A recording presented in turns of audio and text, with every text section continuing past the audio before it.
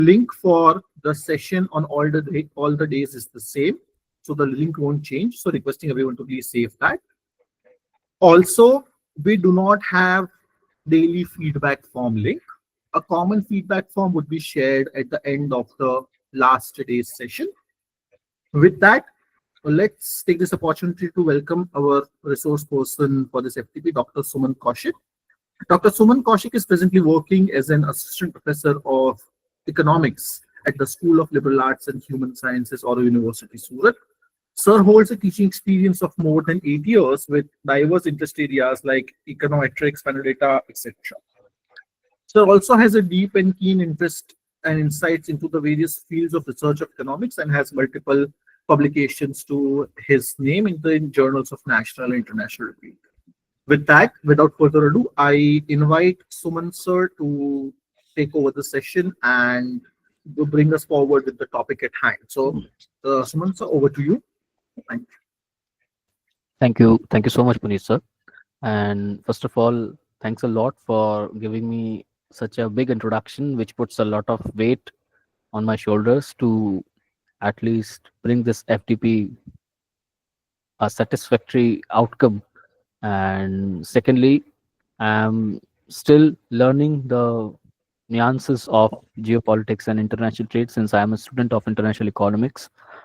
As far as international economics is concerned, I hope many of the persons in this session they would have more idea what I know, but they have just have all the courage, have all the patience to listen me for these coming 50 minutes, and they're actually giving me the chance to speak up, though they don't know, they know what I know more than me, but I'll try to have a good, or I would say a different kind of perspective, not just from the economic aspect, but from the international realignment, and somewhat we will be having some meaningful and fruitful interactions and discussions so as to make this FTP at least satisfactory for all of us, so that some outcome might have come out of it, and we could have developed a better understanding. The use of this FDP is not just confined towards the geopolitics and international trade. On a personal level, this FDP also guides us that how the markets will be moving ahead for the coming 10, 15 years, because geopolitics plays a big role in deciding what the markets are doing. So we will having a particular session over that. And more of during these sessions, we will be discussing more about our each others with the opinions what we have, and we will try to have a kind of a debate over it if it is possible. So thank you so much. Now, without wasting a single more minute, I just start with the first day of our FTP on this geopolitics, international economics. The keywords are as I have mentioned, but today what we are discussing is just an basic introduction, not of what is international economics and all those things, but what as a layman one should understand when we study, or when we just get to know about the case of, or the thing called international trade or geopolitics or whatever may be the case is. So we are not going to very academia aspect of it. We are just going to the resourceful aspect of it. What comes to our table, what means to us. Doesn't matter what researches have been done, but the thing which matters to us is how it is affecting the nations, how it would be affecting the nations, and how in a crisp, if I can possibly make to understand you better. So I'll just now share my screen, and I hope my screen is visible to all of you. So if someone couldn't be able to see my screen, just put or yes, whatever maybe the case is. Yes, sir, it is visible. Thank you so much, Puneet sir. So when we talk about the global trade and transition, the first topic today we are taking in this global paradigm of geopolitics realignment, or geopolitical realignment, what we're talking about. So how the global trade is transiting, what is deglobalization, what is friendshoring, how the new trade blocks have been developing, what their role is, what is changing all around us. That is what we need to know under this FDP umbrella. And It is sometimes becomes very imperative, sometimes becomes very predictable that what US, China are doing with each other, why they're fighting for power, they're fighting for money, they're fighting for some international, or there might be some few companies which are fighting actually. They're not just the nations which are fighting with each other. There are some companies which are actually fighting with each other. There are some group of companies, there's some group of people who might be all together, which are leading to these situations. There could be many cases of it. So everyone basically knows what trade is and how trade transits. Everyone just basically know what is trade. Trade means simple exchange of goods and services between the nations, between the group of nations. That's it. That's a simple thing to understand. But how it transits? What makes the trade to transit? So first of all, I go back to a theory of a trade. Trade simply means why we trade. First of all, we need to understand why a country trades. A country initially, I'm using the word initially, when it is a primitive economy, it just started. It doesn't trade. It trades domestically. But why? People usually trade, people usually exchange what they are having the surplus with what they are having in scarce. That's the simple meaning of trade. In every sense, materialistic, non-materialistic. So whatever you are having in abundance, you will share with the other persons in exchange of whatever you are having in scarce. On this simple principle, the concept of transaction begin. The why people transact. When there were no money, people used to do a barter system. So they used to part with each other. Similarly, when this thing happened on a saturation level at a domestic level, it was felt that what a country could have in surplus, it could sell it to other countries. And what it is not having in a surplus or in abundance, or now I would use some economic term, what a country couldn't produce efficiently, it can buy it from other nation. And what it could produce efficiently, it could sell it to the other nation. So that resources are best utilized. This is the only thing, and this is the only purpose. So what other countries are having in surplus, what other countries are having best, what other countries are having in efficiency, we buy from them. So rather than wasting our resources in producing in which we are not efficient, we try to buy it from other countries. This is a simple mechanism of trade on which the theories of trade have developed actually. So with this, the trade started within the world. Many nations started trading.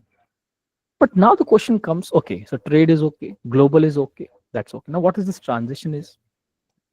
This transition means this trade has gone through various phases. And popularly those phases are known as protectionism, mercantilism, beggar than neighbor policy. There are few names. I'll explain it. I will literally explain them in a very simple layman language. Participants are requested to kindly please keep their mics on mute. I would request the participant to keep the mics mute. Thank you. So it was looking like I was speaking something boring. That's why someone started the mic. No issues. So what happens when the trade shifts from its intensity? So first start with mercantilism. Initially, a country used to trade with an intent to have a zero sum game. Now, what is a zero sum game? That one will win, other will lose. So the country which is having abundance of most of the resources, the country which is having abundance of power, the country which is having abundance of security, the country which is having abundance of natural resources, the country which is having the abundance of negotiating power, has be the upper hand. And the countries which are deprived, the countries which are not been good at a negotiation. But to tell you one fact over here, most of the countries in this world which are rich in natural resources are not so powerful ones. The most powerful countries are the ones who have managed the geopolitics in a manner so that it could become in their favor. But the rules of game been changing. And with these rules of game been changing, the global trade flow, the global trade direction changes. Why we trade with a particular country, when we trade with a particular country, how we trade with a particular country, how what amount we trade with a particular country, that changes with time. And this transition is started from the period of mercantilism. Now, what the mercantilism was? Mercantilism policy was used to be beggar thy neighbor policy. Now, what is beggar thy neighbor? To make your neighbor poor. So as you try to sell more and import none, what will happen? You will have more exports, so you will have more revenue from other country. So you will be transferring a purchasing power from one country to another country. Since you are selling more goods to that country, so you sold more, you bought less. And at that time, the country used to trade in terms of gold. So you are having more gold, so that means you are more wealthy, more amount of expenditure on defense and security. And yes, finally, you can just invade another nation. That was the only thing during mercantilism. Later comes some policy of protectionism. Every country is thinking of itself. Then come nationalism, then come federalism. There are many political thoughts were there, which were originating from a philosophy. Monarchs was there, but that's a political system. We are not going deep into it.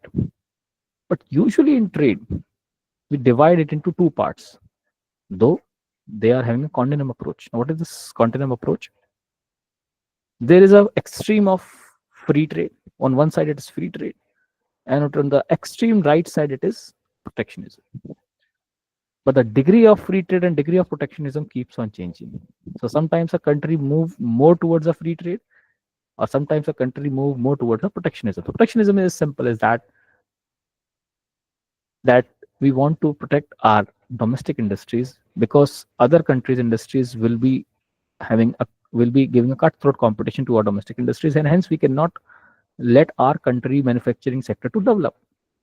So when how we will get developed if we are just dependent on the imports from other countries? So this is the rationale behind protectionism. But when it becomes to an extreme level, then we can say it was going towards beggar thy neighbor policy. That is a mercantilism, that we just not restrict the imports because we want to develop our own industry, but we want to restrict the imports but want to sell our exports so as we can make the another country beggar. So this is a difference. This is a degree of protectionism. So high degree of protectionism leads to the mercantilist policy. Extreme degree of protectionism. An extreme degree of free trade leads to the full-fledged globalization. I'm using the word full-fledged globalization. So what transited from globalization to deglobalization? It's a very important thing to understand. Global trade transformed since Second World War because post Second World War there started the development of US. If we go far back in 1890s, so 1890s US of 1890s were different. They were quite liberal. They opened their economy, but then they closed their economy. They move ahead towards protectionism because they want to develop their industries. And at that time, Britain was an open economy. Though Britain colonized India at that time in order to deindustrialize India. So what Britain used to do, it used to import raw cotton from India and then using that raw cotton to propel its own industrial revolution in textiles, through textiles. It exported cloth all over the world using the raw cotton from India, deindustrializing Indian industries which are producing textile mills near Ahmedabad and Mumbai. And you can see the old industry which was closed down because of this, the deindustrialization.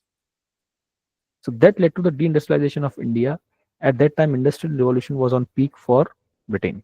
So at that time, Britain followed that policy in order of their favor. They favored free trade, but that was beneficial for only to the Britain because they were being colonized us.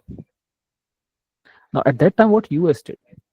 US didn't open its economy that time. US was using a sheer method of protectionism in order to protect its domestic industries so as they can develop. Now, since US was moving ahead towards the industrialization till 1945s, US actually developed its manufacturing sector. And it's a chronological story. You will enjoy when you try to relate it. And when it started developing in 1945, that is the inception of a popular system called the Bretton Woods system. That is the period when the era of Hitler ended. There was a period when liberalism propelled. It was a period when the US started developing a powers against the communist countries. And so as for the next 40 years, it led to the Cold War and then the breakout at the end of Soviet Union and the other countries which were of same ideology. Because Soviet Union was the extreme part of communism. We'll not go into detail of that. But we are talking about the US story here in affecting the global trade. So in 1945, US tried to develop a free trade mechanism, proposed a free trade mechanism so as at that time US industries were matured. Now, since its industries were matured, it was waiting for other countries to buy its product. That is, third world countries, which are having a high rate of population. Now, US tried to open the economies for its own benefit so that it could sell its manufactured product for the coming 40, 50 years. Later, so initially in 1945 till the first initiated of Cold War, US, that is the 1991, the end of Cold War, where Eastern economies were having a struggle. US focused on developing its manufacturing base and developed its manufacturing base like anything. And meanwhile, since its manufacturing sector was matured enough from 1890 till 1945, and it is to be noted that the two world war were happened. Post 1945, US started following this liberalism policy. It was liberalism in industrial sector. And then since its industries were matured and it was giving good revenues, then till 1990s, till the end of Cold War, US started shifting towards the services sector and keeping its economy clean, moving in industries towards the developing sector, so towards the developing economies. And 1969, when China started doing the same thing which US did during 1890s, that is the protectionism, by developing its infant industries in a manner so that one day they get mature. Though China is being a center of communism, but China developed its industries from 1968 till 1990. So what we can conclude out of it, what China did in 1990, since 1990, not in 1990, since 1990, post 1990, was the same thing US did in 1945. It is a simple concept. From 1969 to 1990, China strictly followed protectionism because it wanted to develop its own manufacturing base, that is industries. But post 1990, China followed a free trade mechanism. It then promoted exports, though on a conditioned basis. Through devaluation, it used to reduce the price of its exports and all those dumping and all those things. But it played its game. Till 2001, China and US both were the proponents of globalization. Why? Because both were getting favors. 2001 was the era of electronics. 2011 was the era of, sorry, 2001 was the era of IT. That is called softwares. 91 to 2000 was the era of electronics. 2011 was the era of internet. And now this 21 becomes the era of AI. So in these four eras, there were two industries which were dominating, and that is IT and services. And in services, initially it was IT goods, now it is IT services, where both US and China now competing, which is called a popular name as tech war. Still, they are having a tech war. So in 2001, one was promoting its industries, selling it industrial products in the neighborhood nation, that India, Pakistan, Bangladesh, Sri Lanka, and one was selling its services to Indian economies, specifically Asian specific economies. So both were the proponents of free trade. But this process slowed down in 2008 with the initiation of the financial crisis. Uh, I hope those who are connected with me might be following me what I'm discussing. If there is any issue or you couldn't follow back, I can repeat.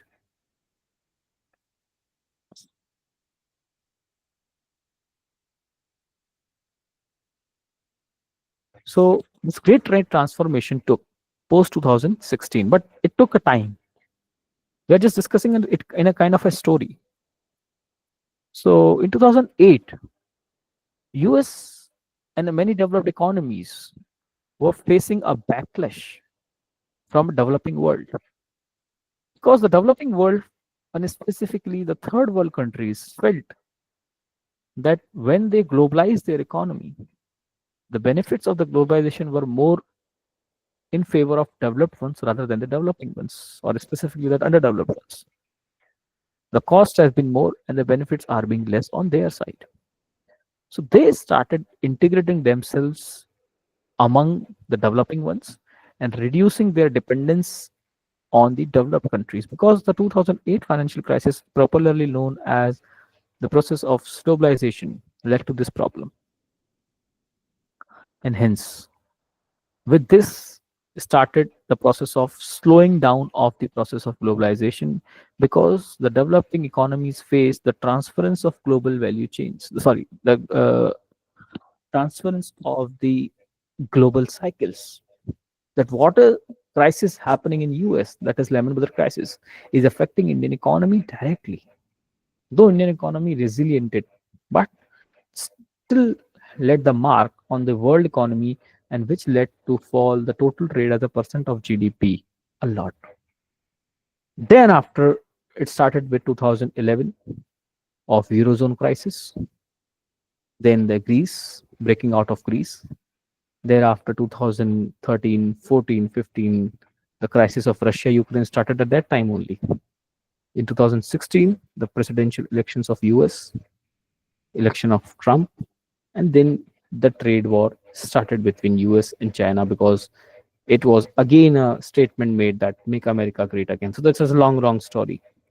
And then in 2020, COVID-19 pandemic disruptions, it led to a biggest surge on the process of globalization, or the pace at which globalization was moving ahead. Second was the US China rivalry. We are still seeing this, we are still observing this. Tomorrow we'll be discussing more about US. Today we are just taking the global themes. Then the supply chain vulnerabilities because of COVID. And at last, the rise of economic nationalism, not just in many Western countries, even though the Asian countries also followed this. I can give you an example of the emotion, the notion of Atmanirbhar Bharat, that led to the kind of a rise of an economic nationalism, and which led to the formation of protectionism, a higher degree of a quite slight movement or inclination towards the protectionism. And then the global trade declined in 2020 by 30 to 32%, and the US China trade volume fall back by $582 billion. This is the data of 2024, that is the last year. And a regional comprehensive economic partnership, RCEP, that is 30% of world trade, it also faces a surge. So deglobalization is a process. Phase one, 1990 2008, as I mentioned, was a period of hyperglobalization. Then 2008 to 20 was a period of globalization, and then 20 to till today, it is going an active deglobalization after so many events which we have observed. The US-China trade share fall from 21% to 13%. Now the Mexico trades more than what China trades used to trade with US, and trade growth below GDP growth since 2008, because every economy's GDP growth was around 6 to 7, 6 to 7, 5, 6, 7, 5, 6, 7, but the trade growth has fallen back to 3%, 4%. Now, with this disruptions, what was the options with the countries when they felt that they have been, or there is a backlash against the globalization? What options do these countries have when when the world was facing these supply chain disruptions, when the world was facing these crises, when the world was facing these conflicts, when the world was facing these trade wars, and when there was a realignment? So there is a concept called friend shoring, that is trading with allies. It is not. It is quite different from the concept of supply chain diversification. I'll try to explain it. Friend shoring means you want to relocate your supply chains. You want to trade with the countries which are having a friendly political relations or which are politically stable. It might have a higher cost, but we have shared values, political. So what we focus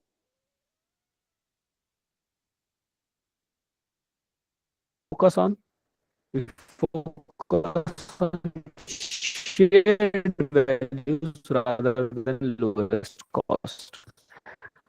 Might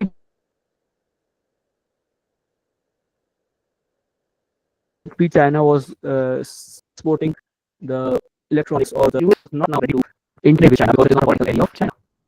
So US tried to diversify through friend shoring. Now diversification is different. It's called friend shoring. So US try to get an import of that particular chip, though at a higher cost than China, but from the countries which are having a good relations with US or having uh, alignment with them, or a regulatory alignment with them, or probably I would say the countries who are the part of NATO. That would be a better answer, I think. Now the benefits. So it has enhanced the supply chain resilience. Now there is no issues of US being get affected by any disruption caused by China. Reduced geopolitical risks, better relations, and improved compliance standards. What are the examples? US Mexico, Europe Morocco, and Japan's China plus one. I want to explain this China plus one strategy. It's a very interesting thing to grasp over here. Then we will move ahead to the case of supply chain diversification. So this China plus one strategy is being followed within the nations which are quite competitive to China, or they can work as an alternative for the sourcing the exports. Sorry, for US to source its imports from other countries which are though less competitive but can make the gap which China used to do. So what is China plus one? In a meanwhile, last 5 or 4 years, US put sanctions, US put a lot of tariff on China, though still India is facing a tariff now, but I have a different case story for that. But US put a lot of tariff on China in many countries, but China specifically. And that probably was to least trade with China, to develop an emotion among the Americans that we are not trading with more with China anymore. And now what the option US had, it could try to get those imports, though at a higher cost, but from friendly allies. Might be Vietnam, might be some other countries which are having good relations with US, might be Mexico, might be Canada. So this is the concept of friendshoring. Now, in this China plus one strategy, India could have tapped the opportunity, but the two issues are there. Not so two. I will explain three issues over here. It's an interesting thing to understand. Very simple, very layman language. I won't be going very technical. So let's say US used to import lithium ion batteries from China. Now China used to manufacture, China used to export, and at the highest efficiency, that is at the lowest cost. So let's say US imports it for $10. I'm just giving a supposed example, not the actual data. We just want to understand the concept and the thing what has happened. So let's say US was trying to was buying the lithium ion batteries or chips, whatever may be the cases. We can take any good for $10 from China, lowest cost, and US puts a tariff of $15. So now the rate becomes $25. Now US was discouraging the imports from China. Now it has to source it from other countries because other countries now might take an advantage. Let's say Vietnam provides it for $15, and India provides it for $12. So it would be benefit for US to buy it from India because it is, although it is more than 10, but it is 12, less than 15. What Vietnam could have. India would have tapped this opportunity, but the problem is US was having a friendshoring with Vietnam. So though at a higher cost, US tried to bought it from Vietnam rather than India. Second problem happened. Why we cannot be able to tap this opportunity? First of all, friendly allies of Vietnam with US. Second issue was China was feared because of this, and therefore it reduced its supply to India of its earth materials which are used to produce those batteries. Because China knew it. If not, China is selling these products to the US, might be the US is sourcing these products from Indian manufacturing companies which are using the lithium to manufacture batteries. So China reduced the supply of its earth materials to India so that India could not export such products to US and try to fail the China plus one strategy in case of India. And at last, ultimately, US also imposed tariff on Indian economy. Right now, we are facing a lot of tariffs, which at last led to the same situation in which we were having. So it makes us less competitive also. So we wouldn't be able to tap the opportunity of this China plus one strategy. But yes, Japan or some countries might have been able to tap the opportunities of this China plus one strategy through friendshoring, trading with allies, specifically in the case of Vietnam. Now, the supply chain diversification is a very simple concept. It is not so different from friendshoring, but in friendshoring we just neglect the cost. Though we don't neglect the cost completely, but we don't see cost as a major factor in transferring the supply chains. Rather, we seek the risk, we seek the cost, we seek the approaches so that we can move our operations either close to home markets or either to the markets which are more efficient. Simple as that. So that to be resilient and to have a better option. That's the two things. So rather than buying from one countries which is having some issues or which are having a higher cost, we can move ahead towards the countries which are producing it at low cost, and secondly, which are at the closer proximity of that country, which might reduce the transportation cost also. So to de-risk that disruption, in some case, sometimes any kind of disruption occurs that actually occurred in case of COVID-19. So we have an alternative option. We can check towards the countries which are not reducing the supply, like what China has did with us. China has reduced the supply of earth materials to India. So now India has to diversify its imports, that is diversify the supply chain. Now India has to get these earth materials from some other countries. So what we can do, we can just de-risk by forming such agreements with other world countries, and that is called the case of supply chain diversification. So these are some friendshoring examples like US and Semiconductor Manufacturing Chips Act, that US been encouraging semiconductor companies like TSMC Taiwan and Samsung from South Korea to set up an advanced chip fabrication plant in the US and allied nations. So this is an example of friendshoring. And there are some other examples if you want to read. At last, I will share the PPTs also with you, but that's for an understanding. These are some examples of supply chain diversification. So the basic difference between supply chain diversification and friendshoring is that friendshoring means that you source your materials to be politically stable. It is more related to the national interest in political stability and political ideology alignment.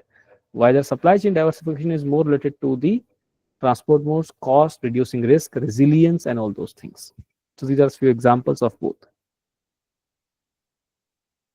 Next comes the RCEP. Now, RCEP, how it has started developing, it's an Asia's mega trade agreement.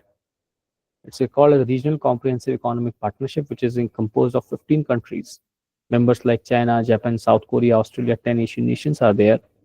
ASEAN, Association of Southeast Asian Nations, that also the part of this RCEP. Now, it could be a very impactful trade union because, sorry, a trade partnership, because its economic impact would be higher. While the trading with these countries, the GDP would increase, expected to increase by 675 billion, ASEAN growth at $160 billion, and they have proposed that 90% of the intra-regional trade eventually will be tariff-free. So it will increase a lot of trade, and trade actually is an engine of growth, as mentioned by Jim O'Neill. So strategic implications were the concept of factory Asia. Asia will be the manufacturing hub for all over the world, and some harmonized rules of origin and resilient supply chains.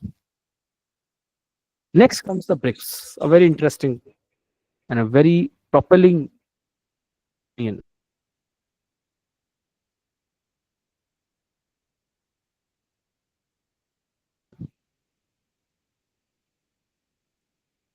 world trade flows, or the developed world trade integration. From 2024, it expanded from 5 to 9 countries. And BRICS was developed as a backlash against the developing nations because it developed in 2009. Though it formed in 2006, but its first meeting held in 2009 in Yekaterinburg, Russia. And these nations, BRICS, specifically BRICS, rather than other nations which joined later on to the BRICS, were specifically the developing group of nations which becomes the 40% of the global GDP, 40% of the world population, and around 22% of the world GDP. So they have a significant contribution, and they are going to be a significant contribution towards the coming 10-15 years.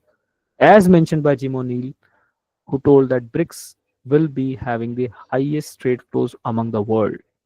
Though Excuse they me, are on. sir. Yes, ma'am. So there is echoing happening, sir. Okay. Shall I check it? Is it now also?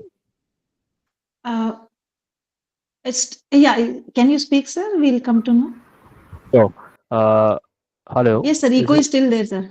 I think echo? it's Is there? audible, I sir. must check. If you have joined from two devices, I think that's the reason maybe. That probably Try might be the exiting from reason. one device. I think there's no request. For us, it is clear, sir. Yeah. Please go ahead, sir. Sure, sir. Thank Go you ahead. so much. Thank you. So now the strategy objectives of the BRICS was, so now its population becomes the 40% of the world population, should be the highest weight in the world. Now, why population? What matters is the population carries. See, 40% world population means the market. We are talking about the domestic markets. How much markets each country is giving to each. These countries are giving to each of them. Let's say these countries join the hands, and they have actually joined on some agreements. They were there. They could move their trade engines like anything because they are having the highest population in the world, specifically India and China. They cover most of the part of it of the world, highest share in the world.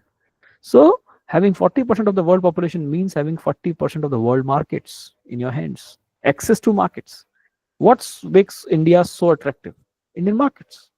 Every country wants to sell in India because Indian markets are so large. Second comes the GDP projection, that is 28% of global GDP. So we have a highest purchasing power. We can have high financial flows. We can give access to capital. And at last, trade share could increase, that is by 5%. So it will reduce the dependency on Western markets, as it is working as a backlash against those markets. It will promote a local currency that is less dependence on the dollar, that is de-dollarization. I will explain the de-dollarization in the next coming sessions.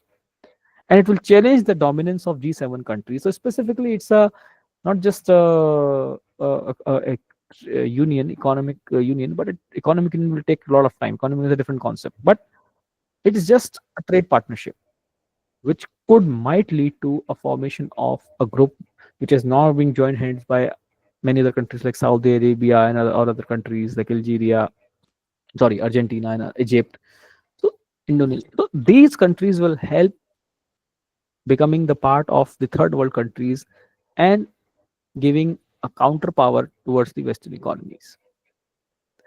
Now comes the US-China war, that is the trade war, the new Cold War. Currently, US has put 145% effective tariff on goods. China has it by 144%.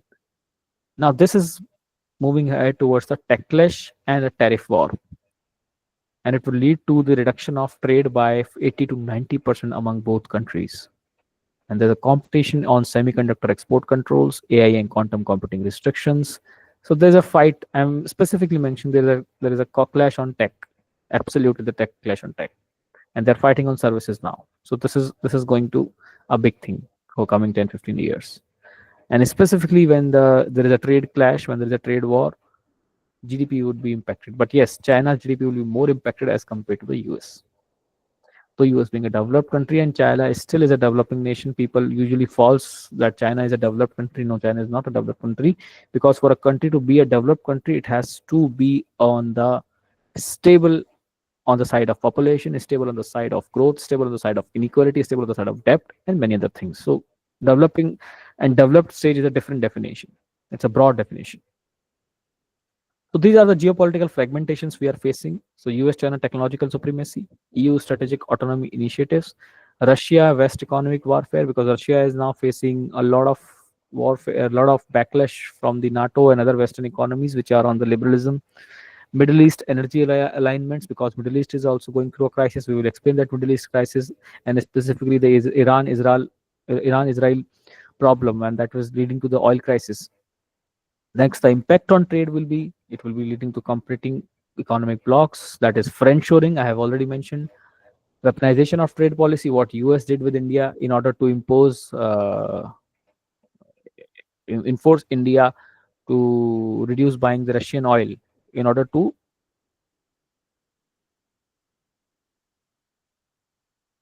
influence or in order to instigate Russia to reduce this war on Ukraine. So what US did, US tried to put sanctions on the countries which are importing oil from Russia, because they, what theory they have developed is that if Russia, if these countries still buying Russia's oil,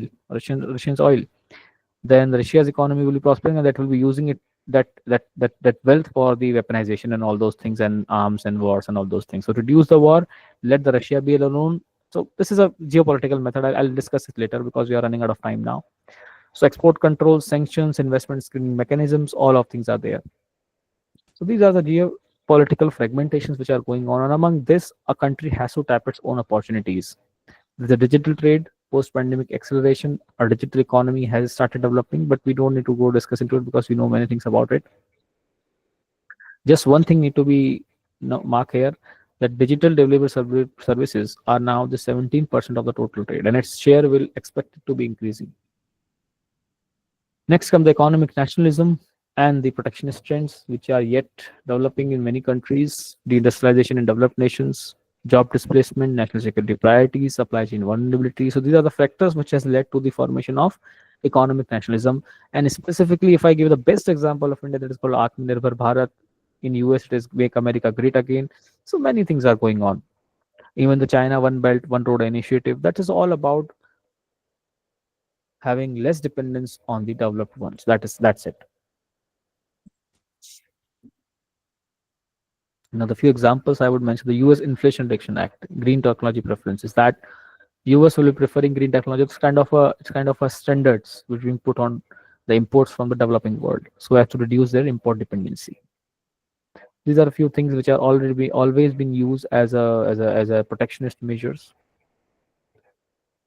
Regional trade patterns, like emerging patterns like intra-Asian trade resilience, growth by 7%, RCEP expansion by 5%, BRICS plus intra-block trade strengthening, even the Western Hemisphere integration, which is another type of economic bloc which is developing among the Western world.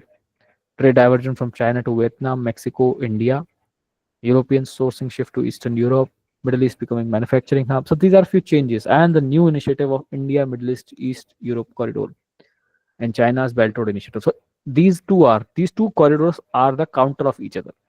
When China started developing One Belt, One Road initiative, OBOR, India countered it with IBEC, that is called Indian Middle East Europe corridor. I won't be going to go into detail because we are running short of time. So we'll just go through it in a short hurry. Now, the supply chain resilience, building anti-fragile networks, such things are also going on. Diversification, as I've already mentioned, we don't need to go into detail into it.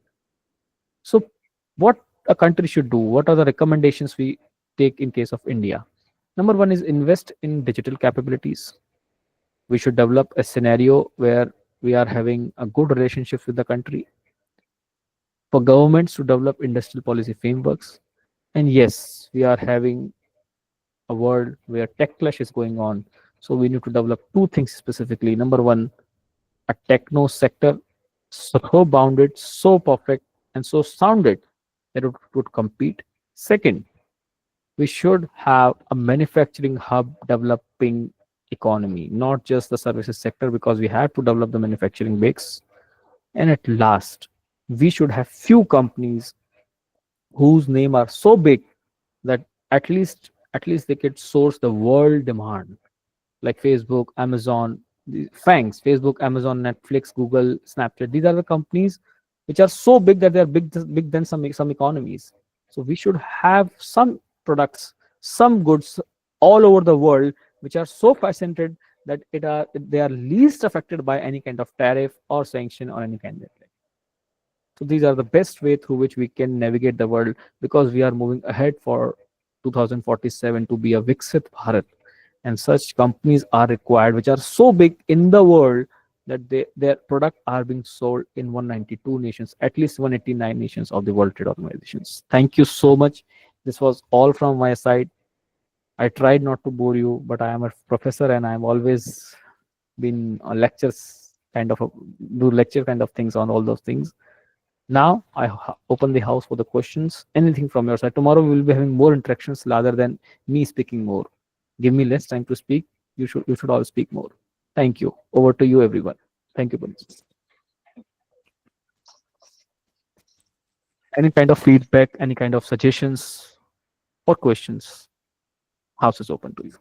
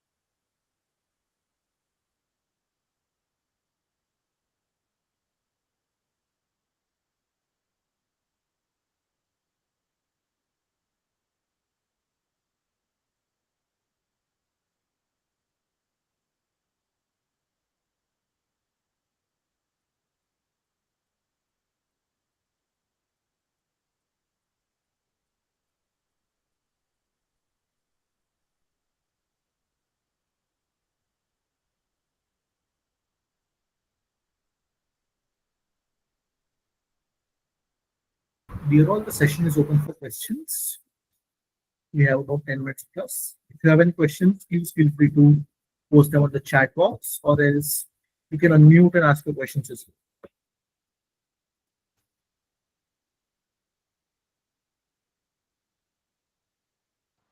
well. Uh, Good evening, sir.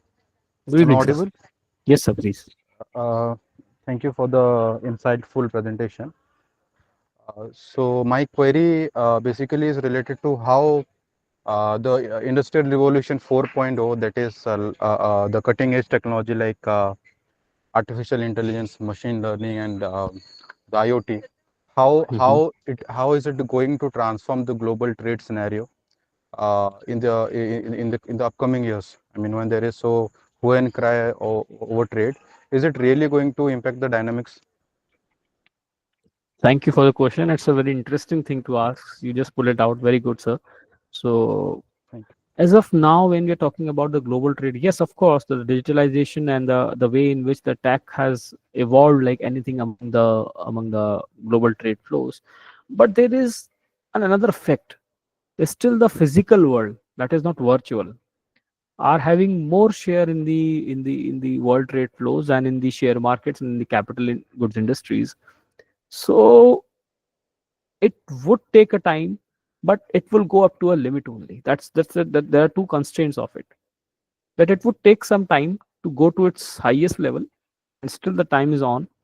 But it will depend how it navigates. But yes, there will be a limit to it because, as I have already mentioned, that after every 10 year, the content, the trend, the flow, and the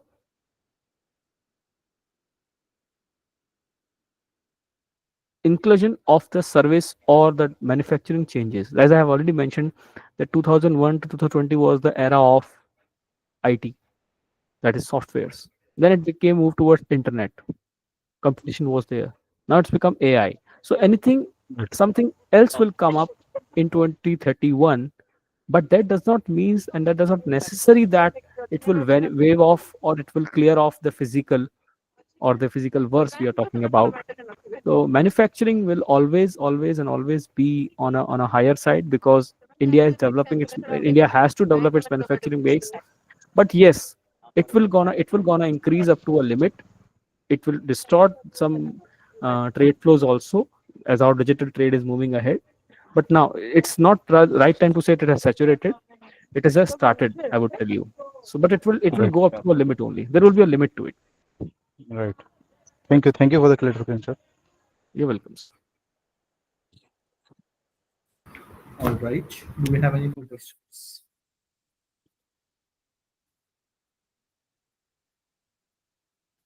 Last call for questions, if any.